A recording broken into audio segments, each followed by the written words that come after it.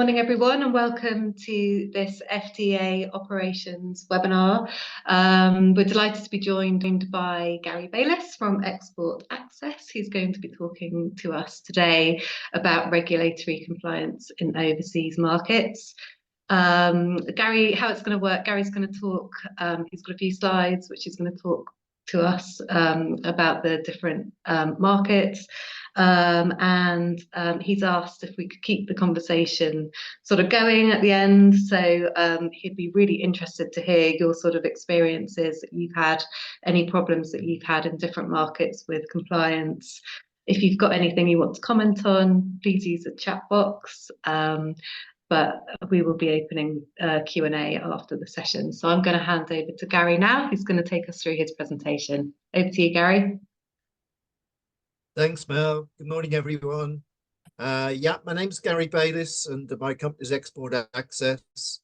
A few of you may know me already in connection with America, with FDEA regulations in the States, as I run the UK office of a big American company called Registrar Corp. So, but today's presentation and hopefully discussion is going to be on the topic of regulations in overseas markets, if you like, outside and including the USA. Without any further ado, let's get into the presentation. So a little bit of background about what we mean by regulatory barriers. The WTO defines these as technical barriers to trade. So these are separate and distinct from things like tariff barriers or protectionist measures or things like that, countervailing measures. And these are essentially regulatory requirements that are imposed by each country according to their own local needs and concerns. When we're looking at technical barriers to trade, we need to really understand how these have come about as much as anything else. Not a lot of people know that despite all of the free trade agreements that have come about over the last 40 years, there has been a corresponding and exponential increase in the number of technical barriers to trade that have been introduced in these overseas markets. And it really is striking if you see the figures and the statistics about this. It really is something that's kind of, I think, been missed by a lot of people, as it's happened perhaps gradually and without too much fanfare. So it's almost difficult to be aware of the rise in the introduction of these technical barriers to trade. Generally, through the conversations that I've had with people, they only get to know about these problems when their goods arrive in the foreign market and they suddenly discover that there's something that they should have done that they haven't done, and then panic ensues. So today's presentation is to raise awareness of these regulations so that you can adopt the appropriate strategies when you're venturing into these markets.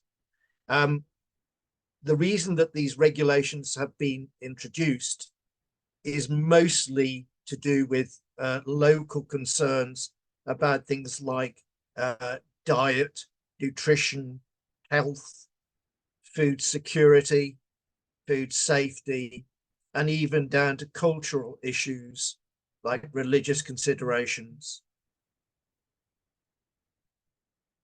Now, historically, the import regulations have been the responsibility of the foreign importer, in other words, the buyer of the products. I think perhaps a lot of exporters still expect this to be the case, that the distributor will take care of it, the buyer will take care of it. But it's perhaps no longer the situation where you can just assume that all you've got to do is the usual export documentation, like a copy invoice, a packing list, or maybe a certificate of origin, bill of lading, airway bill, or something like that. Many foreign governments have imposed regulations which now directly affect the exporter. What I mean by that is that these bodies in these overseas markets are becoming much more proactive than they have been before. Previously, they've dealt with the assessment of foreign foods and beverages as they arrive in the country, but now they are starting to get very much more proactive to try to impose regulations on foreign suppliers to make sure perhaps that they register with the relevant regulatory body in the country of destination, or maybe that they have to submit evidence of food safety compliance. It can be a whole range of things. Until recently, the FDA in America was perhaps the only really proactive authority in the world, in as much as for like 20 years now, the FDA has placed responsibility on foreign suppliers, whereas other regulatory bodies around the world just left it to the importer. But the situation is changing, and it's changing rapidly. For example, now there are a lot of regulations coming in, things like front of pack labeling requirements to denote the contents and ingredients of the products. This may be in the form of nutritional information that's required. There may be approved ingredients and additives, or even prohibited ingredients and additives. Usually now, translation is required into the local language, so in Arabic or Chinese. And we have more and more pressure from foreign governments to comply with religious certifications, things like halal and kosher.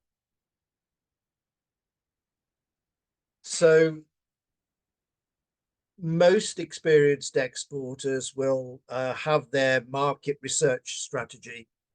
They will have learned that you must undertake market research for any new overseas market to make sure that the market is suitable for your product and the product is suitable for the market, and such things like understanding the distribution tiers in each country, and understanding what essentially the possibilities, the real possibilities are for your products. But what I've noticed really is that market research is generally driven by the sales department of a company. And not surprisingly, the focus is on the opportunities in these markets, the opportunities for new sales and more sales. And there's of course, a natural reluctance to look at what challenges and risks and obstacles there may be in that particular market. It's understandable. You know, in situations, the presentations that I do, I often kind of feel like I'm in a good cop, bad cop situation where I'm something of a doom monger, telling people, you know, that yes, there may be fantastic market, but you have to be very careful of the risks and challenges and obstacles. So please accept that I'm not being negative in this case. I'm just really suggesting that when you're looking at your market research, you really need to incorporate due diligence in the process. It's perhaps you can work on the basis that that every market is going to have some risks and challenges, everyone. But you just need to find out exactly what risks and challenges there are in those markets. You simply have to do your homework on that, however kind of uncomfortable you may feel about doing that, and how perhaps negative you may feel about doing that. But it's vitally important that you do incorporate due diligence into your market research. The next thing is that you need, when you're doing your due diligence, it's a difficult thing to be doing in many cases, because it's, I think, referring back to this thing that this American general was talking about the don't knows, the things that you know and that you don't know, and understanding those things. So the problem with regulatory compliance in overseas markets is really finding out about those regulations, and assessing the risk, and the work that you've got to do in order to avoid problems. So just to explain here, I've really seen that the risks of an exporter being found to be non-compliant usually arise when the products enter the foreign market. That's to say that that's the point at which you're going to get caught for being non-compliant.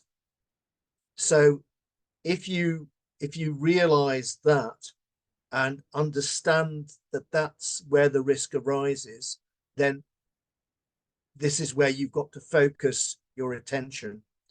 Now, most countries enforce regulations during the customs clearance process, when goods arrive in an overseas market, and everybody will be aware that when you send products to an overseas market, there is a customs clearance process. Now, in some cases, with the regulations that have been introduced over recent years, the customs authority exercises control over the compliance. That, for example, happens in China, where the Chinese customs authority enforces the regulations. Now, it's different in other countries. For example, in America, it's the FDA that enforces regulations on imported food products, but they do it in collaboration with the customs authorities. So it's all done within the same process. Most customs clearances now that are done in around the world are digital systems, which are usually interconnected with the relevant regulatory authorities for the products. So the point there is that there's a lot of scrutiny now on products when they arrive, compared to in the past. And you need to know about the risks that face you when your products enter these countries. Now, the actual enforcement of these regulations is a very important aspect. That's to say that quite a number of these overseas regulatory bodies introduce regulations, but they don't necessarily enforce them in the same way around the world. Some are much more heavy with their enforcement than others. So sometimes products will, most of the time, will involve an external examination. So organizations are going to be looking at labeling, but more and more of the regulatory bodies are requiring physical examination and testing of the products as well. So your products will come under different scrutiny in different markets. Some examples of regulations, of course, led by the USA, who are the kind of world champions in bureaucracy when it comes to regulations. USA is very proactive when it comes to scrutinizing imports of foods and beverages and supplements, where you can see there that what the exporters need to do is much more than in other countries currently, but other countries are catching up. So UAE products have to be registered, labeling has to be in Arabic, halal certification may be required. China, foreign food suppliers must now register, and registration should be shown on the labels. Some high-risk foods require additional approval by the relevant state authority in the country of export. So, for example, some products need to be going from the UK to China, need to be essentially approved by DEFRA before the information is submitted to the Chinese authorities for registration. Peculiarity there is that it seems that despite these hundreds and literally thousands of new regulations in China, the Chinese authorities are yet to really enforce these requirements. But that could happen from one day to the next, and suddenly you're in trouble. Indonesia, their foreign suppliers have to register, but like with China, you can do that online with the relevant overseas body.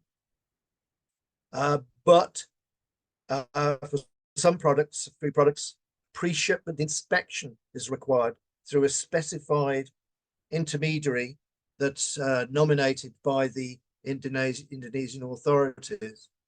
Now, these are just examples of what's starting to happen now in overseas markets.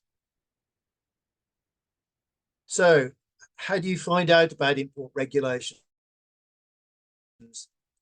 This is indeed the biggest challenge. There's a lot of information out there. There are a number of companies now that are big into issuing information and put insights and notices about regulatory requirements. But the difficulty really is not only finding out about the regulations, but you need to find out how they apply to you and your products. Now, if some of the trading blocs like ASEAN are trying to harmonize their requirements across the various individual countries, but that's still pretty difficult, especially when you've got things like halal certification, which is now being introduced into Indonesia. So if anybody has ever tried to navigate a website of a foreign regulatory body, then they will know that these are extremely difficult to understand, apart being perhaps in a foreign language. They are very, very bureaucratic, and it's very difficult to find your way through these to know what you need. In my experience as well, and I hope I'm not doing down some companies in the UK that I know of, but it really is impossible for UK companies and organizations to have an intimate and comprehensive knowledge of the workings of overseas regulatory bodies and the local import regulations.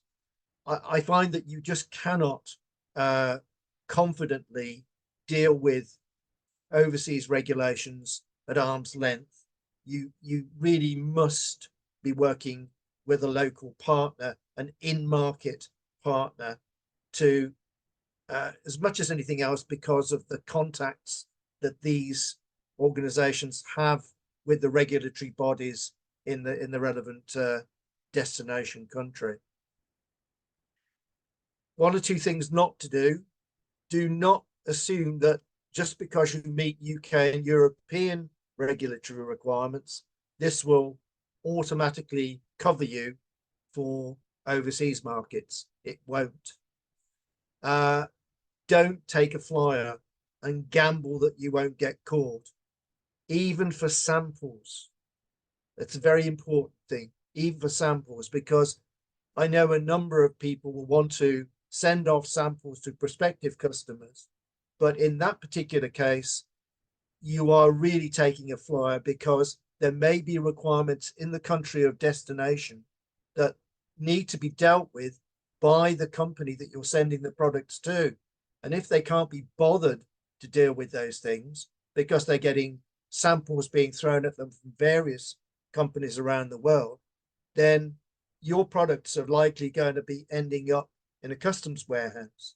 In fact, I know for a fact that there is a mountain of unclaimed samples in the customs warehouse in Mexico City, because in Mexico you need to have an import permit in order to bring in any product, food or beverage products.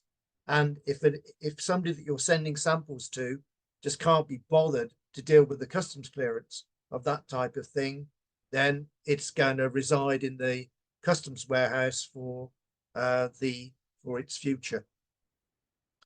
Also, another thing, I know that a lot of British exporters actually like to work on ex works or FOB terms, because that really means that they abdicate then responsibility for shipping the product around the world, and leave that to their customer. It's much simpler and less complicated. But don't think that if you're selling on ex works or FOB terms that your responsibility for compliance shifts to the importer. It doesn't. More and more regulatory bodies are imposing regulations on foreign suppliers and exporters, whatever the Incoterm is. New regulations are continually coming into being, with both major trading blocs and nations, as well as developing nations. So countries, I've noticed countries in Africa are bringing in regulations. It's simply because they are having to respond to the concerns of the consumers in that particular country. You need to know about these developing regulations and new regulations. Again, how do you do that? It's very difficult, because the only information that you can get is from overseas regulatory bodies. A number of companies now are doing what you call horizon scanning, and the best thing probably really is to keep your eye on the trade press and the online publications, the food industry. We will all know a number of different websites and magazines and so on, who are pretty good at now announcing new regulations that are coming about.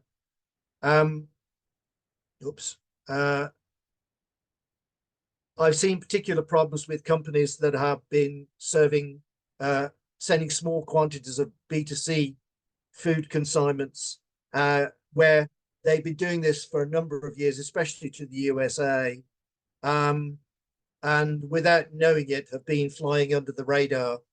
That's to say that they've been doing it for quite a while until they suddenly get caught one day because customs have dropped on a particular consignment and found that they're non-compliant. So another reason why you need to know about regulations, and don't take a flyer thinking that you won't get caught. Just a little note there that waste packaging is on the horizon as being something that exporters are going to have to concern themselves with in the future. Carriers, I mean, forwarding agents, shipping lines, air freight lines, they usually want to have nothing to do with regulatory compliance. It's too much of a problem for them. They don't even want to advise on it, but they have an obligation to tell you about it. But please be aware that they bury this information in their T's and C's. So take the time from time to time to look at the T's and C's of forwarding agents and shipping lines, as they refer to regulations in there. But generally speaking, they will distance themselves from anything to do with compliance. Amazon have recently ramped up their kind of scrutiny of the compliance status of a lot of traders, because in their what they understand is that if they don't ensure that traders are compliant, it's going to cause them problems as the trading platform and the warehousing platform. But again, they're another company that would bury in their terms and conditions, bury regulatory information and advice and guidance, just simply because they have to mention it, but they don't want to get involved. Sometimes it's impossible to know about the problems in foreign markets. I was speaking to an export of chocolate recently, who was fined by a US state food safety authority, not the federal authorities, not the FDA, state. And I think the fine was something like $5,000, if I remember properly. So there's no answer to this, except that you should be aware that now a number of US states are imposing their own food safety regulations.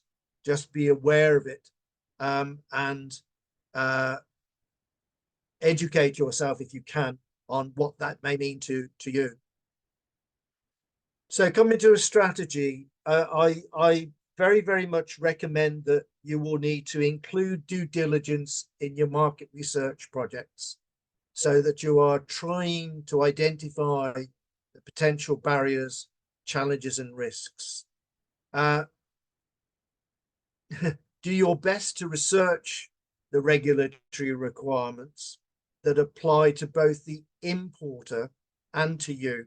This is because you need to know what the importer faces, because when you come to speak with the importer, if you can present to them your knowledge of what the requirements are going to be for the importer, then they will be more confident in their dealings with you. If you are well informed both about the regulations that apply to the importer and to yourselves as the foreign supplier, this will add an extra layer of confidence in the dealings with new suppliers. But it's basically, it's extremely important that you take steps to comply with regulations before you start shipping products. So a little bit of blurb about me and Export Access. So Export Access was established specifically to help exporters identify, understand, and overcome regulatory barriers. Why? Because I was in the shipping business for 40 plus years and was constantly encountering people who had problems in overseas markets, unforeseen problems in overseas markets, and just simply couldn't get any information or solutions. So we act as the UK representative office for Registrar Corp, America, so everything FDEA. And we now have similar partners, in-market partners, in China, India, MENA, that's Middle East and North Africa, Southeast Asia, Canada, Australia, Brazil, and Mexico, all of whom are food specialists. They provide, crucially, it's not just a matter of me presenting you guys with the challenges and risks and barriers. Crucially, our partners provide solutions, compliance solutions. So these are comprehensive, easy to access, and they're cost effective. So the starting point is always going to be copy labels. You send us copy labels, we will run these past our specialists in the various areas and come back to you with information on the regulations that your products and your company face in that particular region, and then set about providing solutions for you so that you've got a complete coverage of eventualities that may arise. A number of our partners also provide additional market entry services to facilitate your export sales in those regions. So we come now to the point where I was hoping that there may be some questions, or you may share some experiences that you have of your own. So I'm just looking in chat now. And I don't see anything there at the moment. I don't know if anybody would like to share their experiences of compliance issues in foreign markets. If you would like to raise your hand, you can do that. Yeah, I think just to jump in there, Gary, thank you there? for your presentation. Yeah. Yeah, just in terms of compliance issues, it's one of the things that regularly comes up in the FDA WhatsApp group that we have. There's always somebody with, samples stuck in customs all around the world. And I just wondered, for any of those companies that are new to export, what are the key regulatory differences between the UK and international markets that they should be aware of? So sort of like top line, a few bullet points that they should be looking out for. Yeah, I think if there was one thing that I would kind of explain or discuss is that it seems to me anyway that the UK authorities, well, first of all, it comes down to enforcement of all these regulations. As I mentioned earlier on, it's not just the regulations themselves, it's how particular countries and regulatory bodies enforce the regulations. I believe that for products coming into the UK, there are kind of two areas. One is that the Food Standards Agency would have something to say about the marketing and distribution of the products in the UK, which will probably come down to labeling. I'm no expert at all on UK and European regulation. But my experience in the past has been that when food products are imported into the UK and Europe, that you get the Food Standards Agency that you would need to engage with to make sure that your labeling and your ingredients and everything else are okay.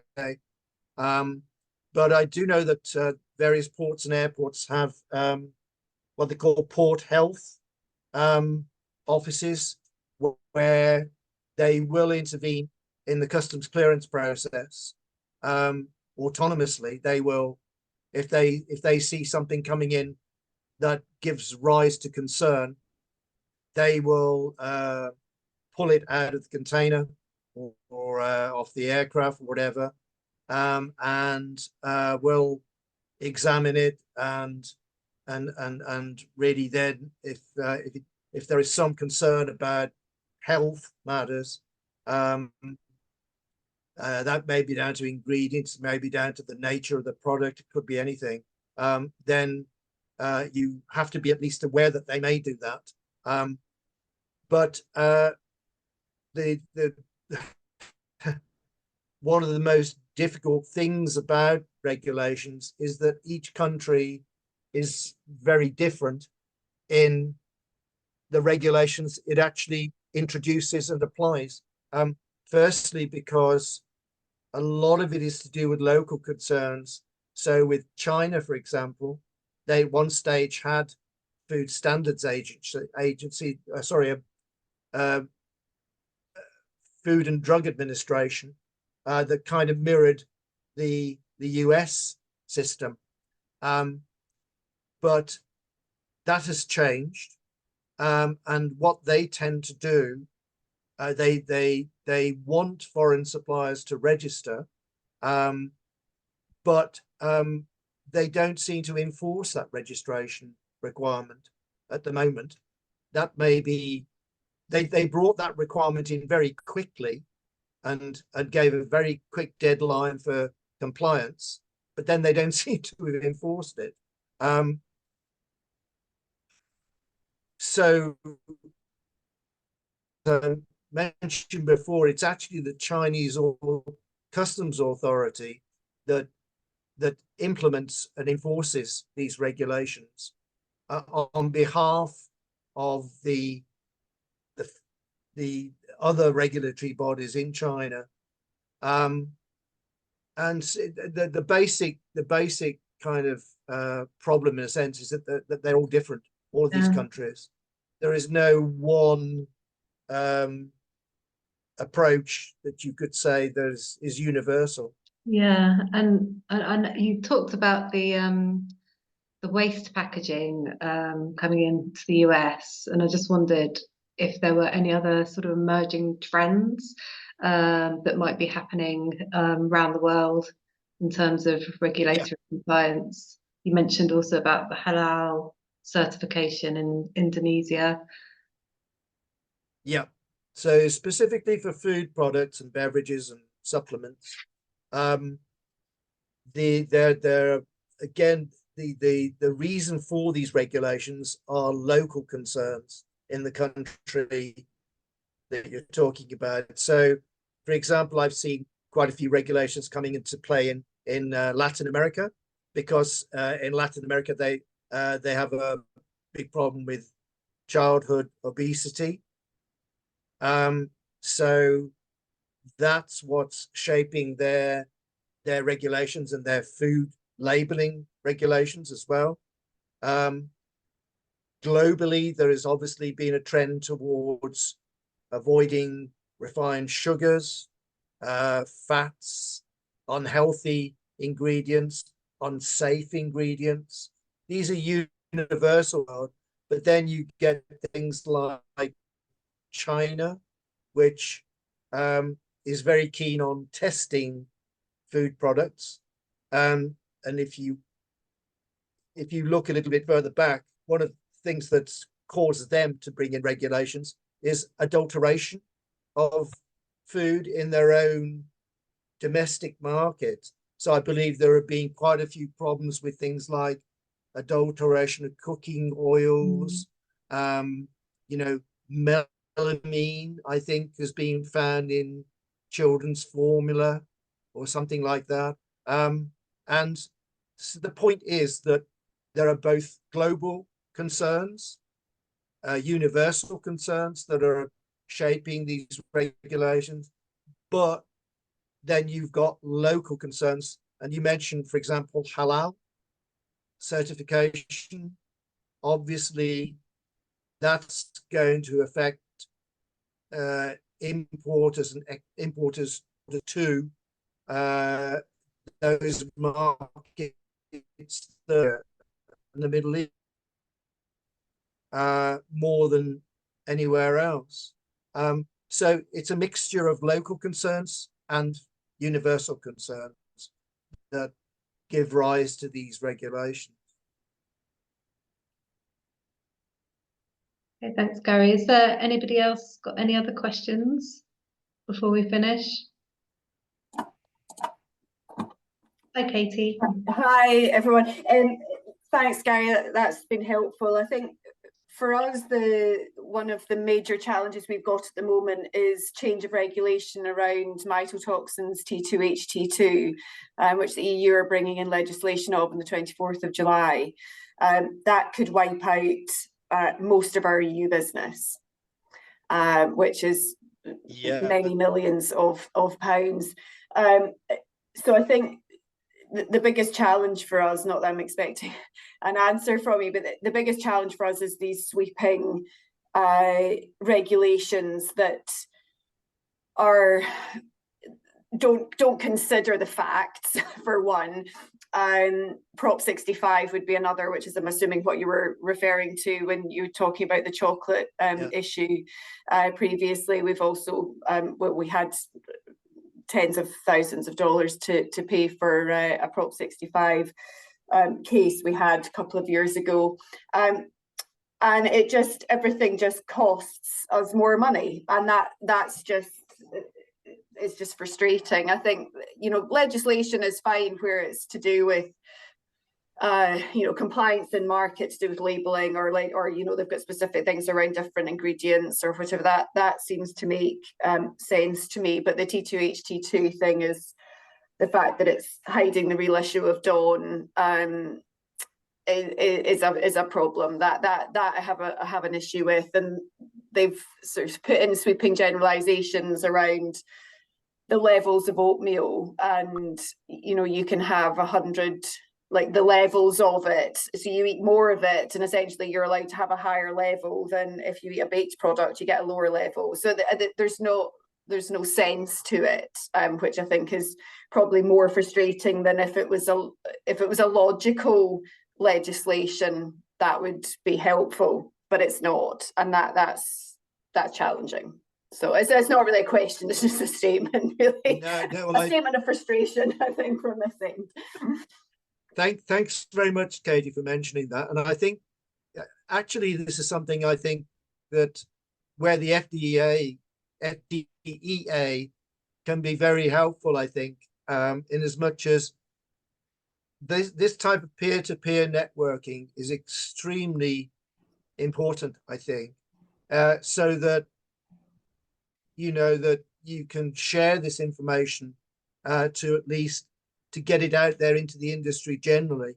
But the biggest problem that you have with regulations, unfortunately, is that these bodies that introduce them are essentially, they're autonomous.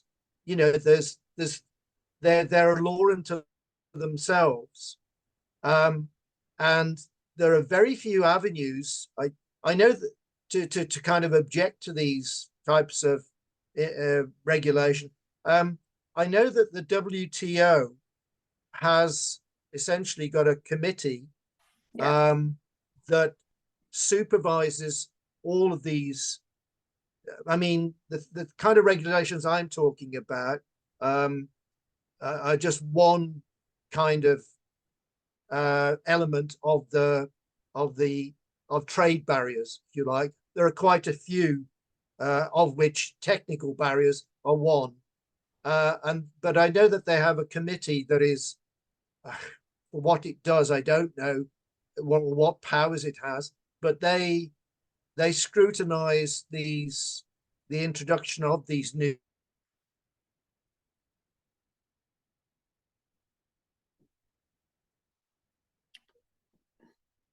I think he's frozen. I don't know if it's just me, but no, I think Gary Head's frozen. Yeah, so just on that point, the WTO are lobbying against the WTO are lobbying against it along with the FDEA because they're aware of the impact that it will have on British companies. The problem is that the UK don't, after Brexit, don't have a seat at the table. So, and this is much more of an issue for UK companies than it is, because T2HT2 is less of an issue in the EU than it is here. And so that's kind of a whole other thing, but we don't have a seat at the table. So the fact that the WTO are trying to lobby against it and trying to bring down the levels that are, for the products that are going to be pulled into scope, that would be useful, but it will impact our business by several millions in terms of sales. And it's, it's just a massive frustration, but, so. Can you hear me okay? Yeah, I can now, Can you hear me now? Yeah. Just a quick mention there. I don't like to criticize the government's agency for promotion of export. That's now DBT, it was DIT and UKTI before that. But they actually don't do a great deal of work at all on monitoring these types of developments in foreign markets. If you look at the American government, even the Australian and New Zealand governments, even India, do a heck of a lot more work in terms of identifying these barriers to trade and trying to do something about them. But I think it's something really that, the high-ups in FDEA could be something to lobby the UK government about, because they provide precious little support to exporters these days. I mean, you've got DBT is very helpful in many of the things it does, but there's very, very little funding available, or very little kind of proactive initiatives from the UK government to help exporters when it comes to things like trade barriers, I'm afraid. Mm-hmm. Yeah, so, it's a good point. I wonder, Mel, if it's worth putting something together about T2HT2, because frankly, I don't think a lot of people are aware of it. So it might be something that we can put out a poll that, are people aware of it? How's it going to impact them? And just see out of the members who's going to be impacted. I think that's generally the case, that we just don't know who is aware of things and who isn't. And it's spreading that awareness that, regulations are changing, and it's not going to just, suddenly bite people when they're least expecting it. But we can definitely do that. And we do sit on various different lobbying groups. So as long as we hear from members what the issues are, then we of course will lobby on behalf of the industry for our members. Yeah. Okay. Well, this is first of all, I think, as we've discovered, it's the awareness about these things. And I think even as you said, Gary, just trying to find out the different regulations for the different markets takes time and, commitment to looking into the due diligence and things. It's difficult. It's not easy to find out the information. I think that's probably part of the problem. Exactly. I think the reality is you don't know what you don't know. Yeah. So, if you're going into a new market, we're fortunate that we've been doing it a long time, so we kind of know where to look or who to ask. But if you're coming at it from a newer exporter point of view, then it is difficult. It is, as you know, you've rightly said, Gary, it's really difficult to know where to go, and you don't know what you don't know related to your product specifically. Like T2HT2 will only affect a minority of people exporting into Europe. You know, it's not going to affect all of FDEA members, but there might be one or two. You know, this comes in July. Like it's not long away. You know, and it'll affect people who are selling into Tesco in Ireland, for example. You know, so even through a UK route. So things like that, or Aldi and Lidl and things. So it's just really challenging to make sure, and a lot of it is done in reverse, where the mults will just take on EU legislation, you know, by themselves without it being written into UK law, and then it's almost done in the reverse. So you're forced into applying that, you know, that theory, even though you only sell in a small amount of EU markets. So I don't know. I don't know what the answer is. This is probably the biggest one that's affected us recently. I mean, it's, well, apart from this UK, you know, not for EU labeling, which is a complete and utter nonsense. But apart from that, this is the biggest one that will affect us in terms of sales and margin over the next however many years.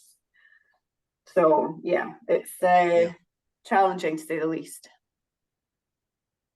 Anyway, on that happy note. Well, we'll definitely do some work behind the scenes and get that put on the agenda as well, because I think, yeah, it's important to raise all these issues. Yeah.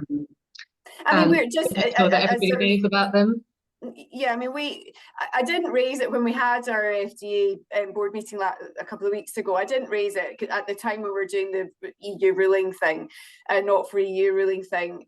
I didn't raise it at the time, so it's like, well, I don't know how relevant it will be for FDEA members, but it might be worth putting out a poll just to see whether that people are aware of it. Yeah. With a bit of, I suppose, a bit of information for those that are not aware of it, what it actually entails and what it is. But we are in touch with FDEA, and Martin is running with it from our side, at least so we've sort of got a seat at the table in that regard, you know, in the lobbying side of things. But it's certainly going to impact a lot of people in the UK. Yeah. Okay. Yeah, Mel, actually, if I could put in a second request there, that if the FDEA could, you know, invite simply companies to share their experiences of this type of problem, trade barriers, you can put it, trade barriers if you wish. Yeah. It's just that basically you're not going to get anything done about them unless you know about them. No. That's the thing. And you know, these companies that encounter these problems, they're going to have to find a solution for themselves, but other companies need to know about those, you know, and our exporters, our UK exporters, need to know about those problems, so that they can have the appropriate. And again, the crucial thing is you need to know about these things before you start shipping stuff halfway around the world, because if your consignment's halfway around the world stuck in customs, even if it's just a customs problem, it's a nightmare to try and solve. It really is. And you end up stuff having to be returned or destroyed. And it's just, you know, I've been involved in shipping stuff out to Thailand, which was I think it was what they call rhizomes, which are like a root crop. And it went out in a refrigerated container, and they went all the way through to Thailand, and it was rejected simply because it had too much earth around the roots of the thing. And you know, you're talking thousands of dollars for these problems. And if at least they can be warned about or they're foreseen, you've got some chance. But if you don't know anything about it, ship the thing halfway around the world, you know, there's no recourse, there's no, you know, you're just talking about lots of lost money. Yeah, okay, I think that's a good idea. We'll poll members, we'll send around this recording and also your slides as well, Gary, with your contact details if anybody wants to get in touch with any specific questions. Maybe we can have a competition, and I'll put a £50 prize for the best The catastrophe. biggest trade barrier catastrophe. Yeah. Okay, well, I think we should leave it there as we're just approaching the hour. So just want to say thank you, Gary. And yes, I will send round the recording of the webinar and the slides, and we'll be in touch with members regarding issues with regards to trade barriers. Okay, thanks very much. Thank Thanks. you. Morning, bye. Bye. Bye. Bye.